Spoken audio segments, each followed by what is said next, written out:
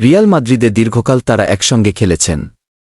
এরপর Ronaldo Juventus, Manchester United ঘুরে 2 মৌসুম আগে পাড়ি জমিয়েছেন সৌদি লীগের দল আল নাসরে। অন্যদিকে নাচো ফার্নান্দেজ রিয়াল মাদ্রিদের জার্সিতে রেকর্ড ষষ্ঠবারের মতো চ্যাম্পিয়ন্স লিগ শিরোপা জিতে গত মৌসুমের শেষে ক্লাব ছাড়ার ঘোষণা দেন। সাবেক সতীর্থের পদাঙ্ক অনুসরণ করে নাচো সৌদি লীগেই যোগ দিয়েছেন।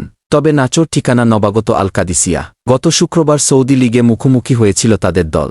সৌদি লীগের ম্যাচে গতকাল আল কাদসিয়াহর কাছে 2-1 গোলে হেরে গেছে আল নাসর। এদিন আল নাসরকে গোল করে এগিয়ে দিয়েছিলেন রোনালদো, কিন্তু লিড ধরে রাখা তো দূরের কথা, উল্টো 2 গোল খেয়ে হেরে গেছে তারা।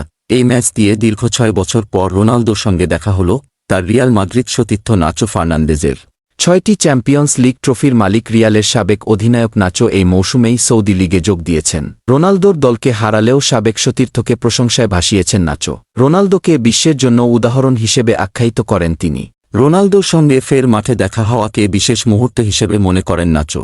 সামাজিক যোগাযোগ মাধ্যম এক্সে তিনি লিখেছেন, আমার ক্যারিয়ারে আমরা একসঙ্গে ফুটবলের সেরা মুহূর্তগুলো উপভোগ করেছি এবং এখন আপনাকে আমার সামনে দেখতে পাওয়া সবসময়ই অনুপ্রেরণার একটি খুব বিশেষ দিন। আপনার সবকিছুর জন্য শুভকামনা। বিশ্বব্যাপী এক উদাহরণ, আল কাদিসিয়াহ এই মৌসুমে সৌদি প্রো লিগে উন্নীত হয়েছে।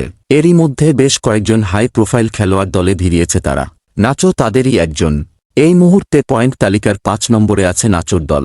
রিয়াল মাদ্রিদের জার্সিতে 364টি ম্যাচ খেলে নাচো 16টি গোল ও 10টি অ্যাসিস্ট করেছেন। ক্লাবটির হয়ে 26টি ট্রফি জিতেছেন এই ডিফেন্ডার, যার মধ্যে আছে 6টি চ্যাম্পিয়ন্স লিগ। 2015 থেকে 2018 পর্যন্ত রোনালদোর সঙ্গে ড্রেসিং রুম ভাগাভাগি করেছেন এই স্প্যানিশ ডিফেন্ডার। গত জুনে নাচো রিয়াল ছাড়ার ঘোষণা দিলে তাকে শুভকামনা জানান রোনালদো। ইনস্টাগ্রামে নাচোর পোস্টের কমেন্টে রোনালদো লিখেছিলেন, আপনি রিয়াল মাদ্রিদের গৌরবোজ্জ্বল ইতিহাসের অন্যতম নায়ক। অর্জনের জন্য গর্বিত হন।